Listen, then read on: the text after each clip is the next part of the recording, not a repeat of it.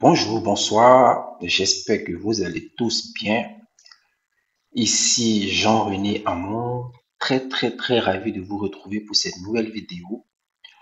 Une vidéo que je fais pour vous présenter une innovation euh, au niveau de la plateforme Richebourse qui est très intéressante et qui va aider beaucoup d'investisseurs euh, à mieux, comment je vais dire ça, s'imprégner de leur portefeuille en bourse. Alors, cette vidéo est en lien avec une autre que j'avais déjà faite auparavant, toujours sur la plateforme Rich Bourse qui concerne le portefeuille virtuel.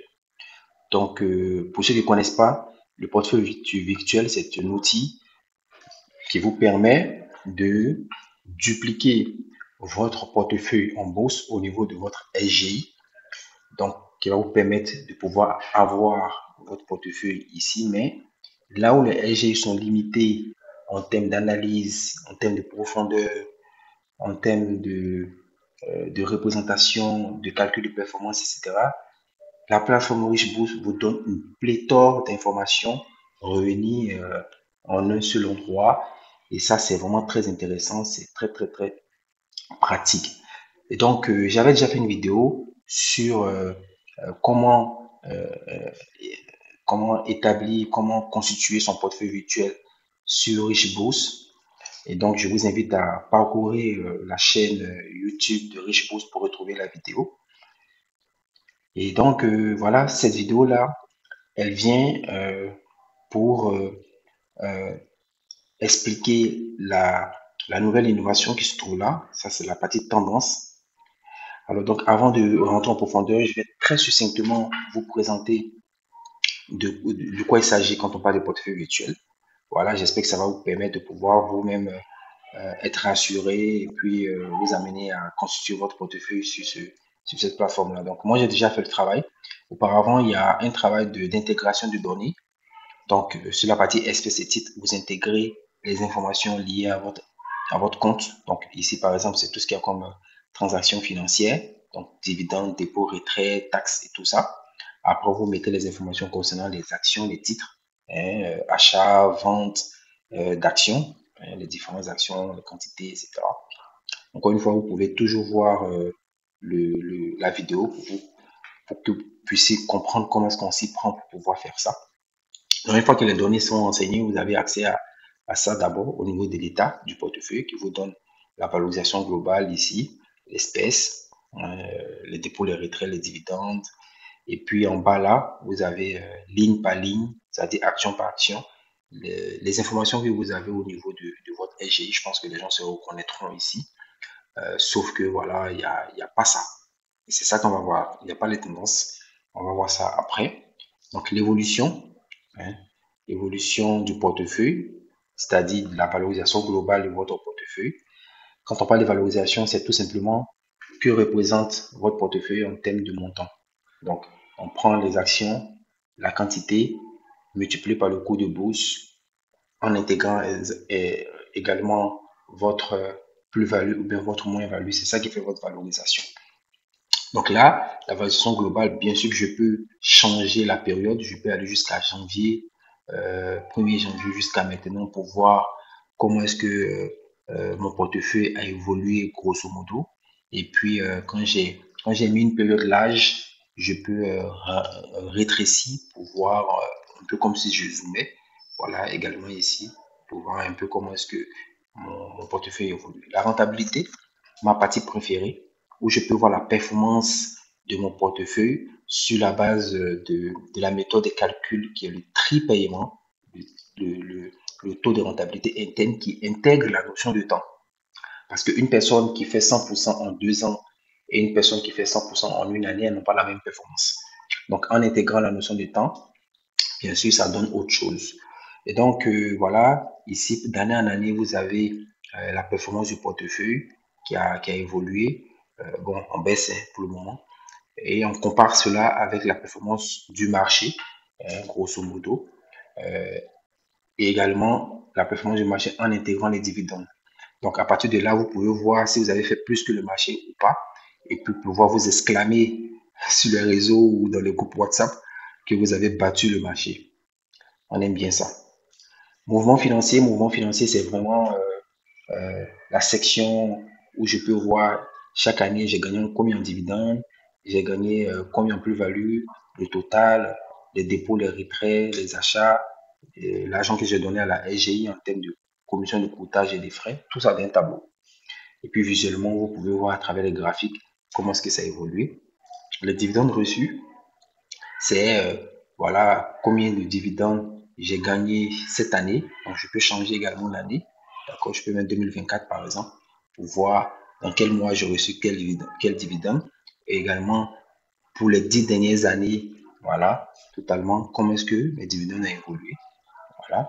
Dividendes prévus, donc ça c'est lorsque la saison des dividendes commence, donc quand on est dans la saison des dividendes, je peux savoir par rapport aux actions que j'ai eues en portefeuille cette année, quels sont les dividendes annoncés par les entreprises. Vous pouvez le voir ici, les dividendes nets, les dates, donc les dates d'événements sur valeur, que sont les dates de détachement de coupons et également les dates de paiement avec le total des dividendes, etc.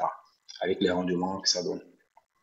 Dividende estimé, donc là, c'est une fonctionnalité premium qui demande d'avoir un abonnement. C'est une fonctionnalité très intéressante.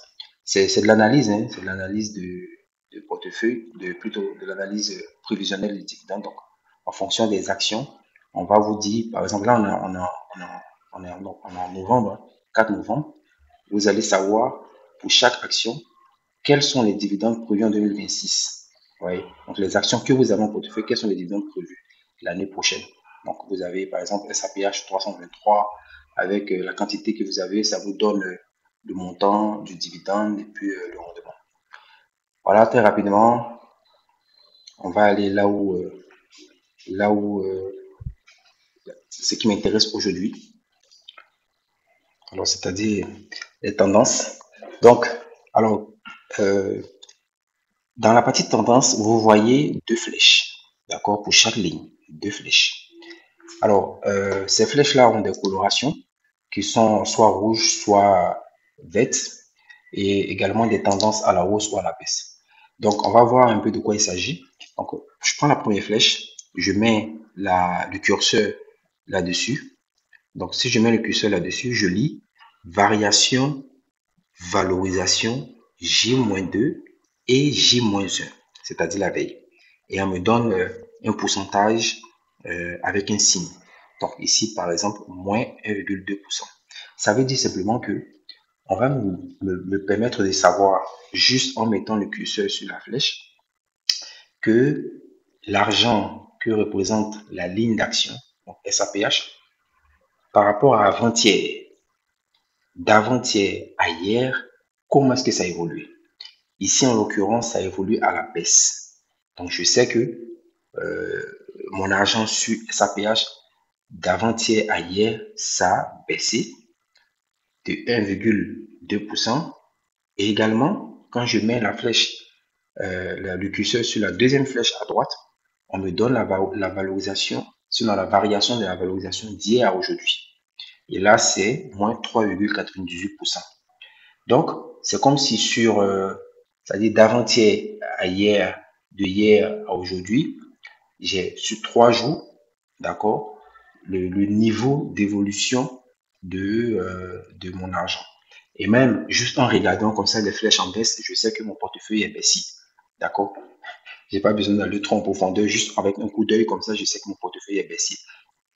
Mais en allant en profondeur, c'est-à-dire quand je clique sur la première flèche à gauche, je tombe sur une page, d'accord, qui concerne bien sûr SAPH, puisque c'est sur ça que j'ai cliqué, avec une période ici par défaut qui est mise sur 6 mois, que je peux bien sûr configurer en allant à où je veux. Je vais en janvier. Mais il faut savoir que c'est un tableau qui retrace toute la vie de l'action. Donc, il vous permet de savoir les quantités, les CMP, le coût de bourse, la valorisation, la plus-value latente qu'il y a sur l'argent et puis en pourcentage, comment est-ce que cette valorisation-là a évolué de jour en jour.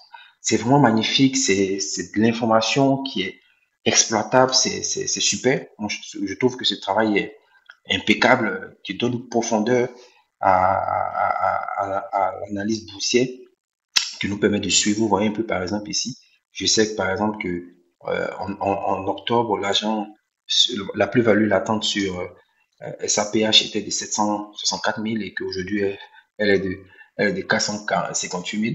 Comme quoi, comme on le dit toujours, tant qu'on ne vend pas, on ne gagne pas, on ne perd pas. C'est ça la bourse. Donc, sachant que, bien sûr, hein, sur les différents titres là, je peux changer l'ordre. Je peux changer l'ordre. Ici, c'est par exemple du plus récent au plus ancien, mais je peux mettre du plus ancien au plus récent. Donc, je vais voir par exemple, euh, depuis le début, j'ai acheté l'action, qu'est-ce que j'avais comme plus-value, par exemple, si j'avais moins 6 000. Vous voyez? Donc, je peux changer comme je veux, même au niveau des plus-values, je peux changer l'ordre, voir un peu comment est-ce que ça a commencé, comment est-ce que ça évolue, comment est-ce que l'argent a progressé. Donc ça, c'est pour la section, la première flèche. On va voir la deuxième flèche, qu'est-ce qu'elle nous donne.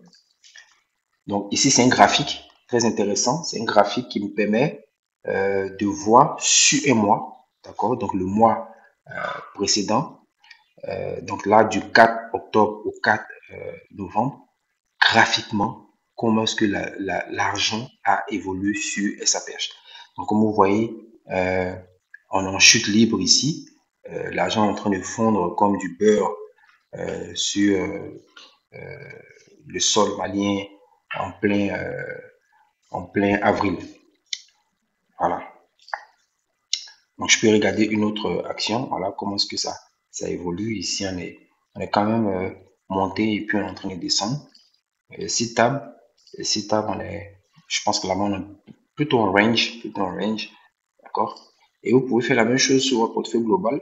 Voilà, voir comment votre portefeuille global est en train de, par exemple, dans mon cas, en train de fondre. Ok. Donc, voici un peu ce que je voulais vous montrer très rapidement. Je ne suis pas fait long la vidéo. J'espère que vous avez apprécié cette innovation, partagez, informez les gens. Moi, je vous recommande vivement d'utiliser ce portefeuille virtuel-là. Euh, le début est un peu fastidieux, hein, il faut renseigner les données au fur et à mesure. Mais une fois que c'est fait, vous pouvez juste mettre à jour une fois par mois en fonction des opérations que vous faites. Et puis, vous aurez vraiment la possibilité de... Alors, si on vous demande la performance de votre portefeuille, vous n'avez pas besoin d'aller faire des calculs. Très rapidement, vous venez ici, vous affichez la chose. Si on vous demande combien de dividendes vous avez gagné, vous n'avez pas besoin d'aller sur la plateforme de la SGI, sortir tous les trucs, sortir la calculatrice. Du tac au tac, les informations sont déjà au niveau des dividendes reçus, au sortir des graphes. Vraiment, c'est magnifique ce qui est là, ce qu'il y a ici. Et en majorité, c'est gratuit, d'accord? Pour le moment. Et sauf dividende estimé, tout le reste est gratuit. Donc, n'hésitez pas à exploiter au maximum cet outil-là qui est à votre disposition. Ok, donc je vous dis merci beaucoup. N'oubliez pas de liker, partager et puis on se dit à très bientôt. Portez-vous bien et très bonne fin d'année boursière.